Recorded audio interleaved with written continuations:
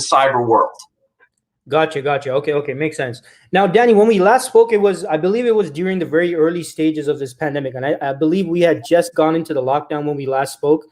And now most of us, obviously, I mean, we've always been, very much spending a lot of time online, but now more than ever, I mean, we're spending a lot of time online, like much more than usual, right?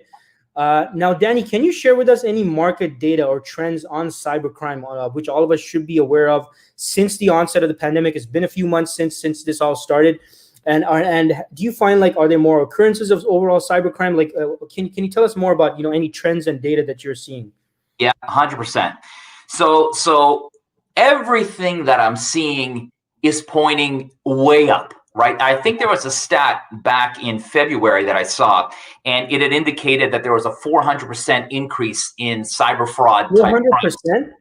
400%. Wow. And that was in February.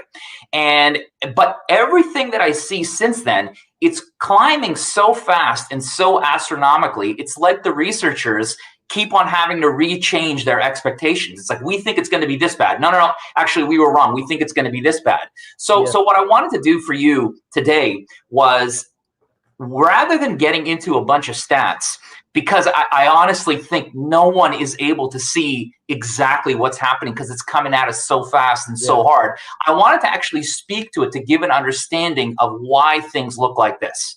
Right. So really, and if I use my example of threats and vulnerabilities, right, let's really explain that the state of 2020 with regards to cybersecurity or cybercrime, and let's explain that from threats and vulnerabilities. And I'll talk about the vulnerability. And the vulnerability, there's really three main vulnerabilities that this year has brought that we haven't seen before, right?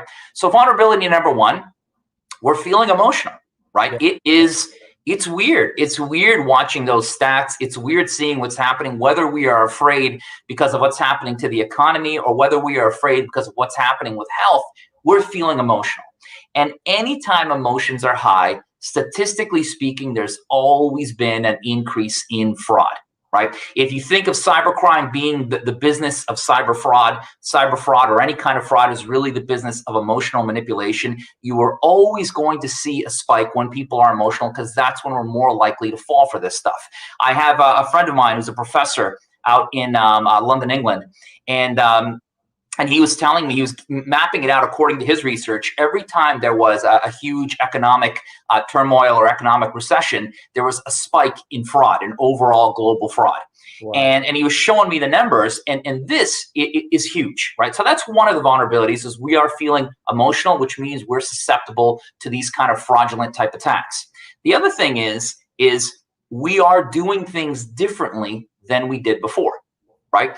And so what that means is so many of us are working from home. So many of us are virtual, and not just employees, the whole family, everybody, spouses, boyfriends, girlfriends, everybody. And typically when we do that, we're not as secure as when we're in a corporate location. Yeah. And then the last thing is actually something that you touched on, the last vulnerability, and that is we're simply online more. If you're at a spot of vulnerability, if you're at a dangerous environment, it's more likely a chance of something going wrong. It's, as an example, if I drive more, I'm going to have a higher probability of getting into a car accident versus somebody that barely ever drives, right? I'm simply on the road more, right? So those are the vulnerabilities. From the threat, it really splits into two pieces. One part of that threat is an opportunistic part. The fraudsters know this. They know we're feeling emotional. They know we're not as secure before as we were before, and they know we're constantly online now, and they are taking advantage of that. Why wouldn't they, right? This is their job.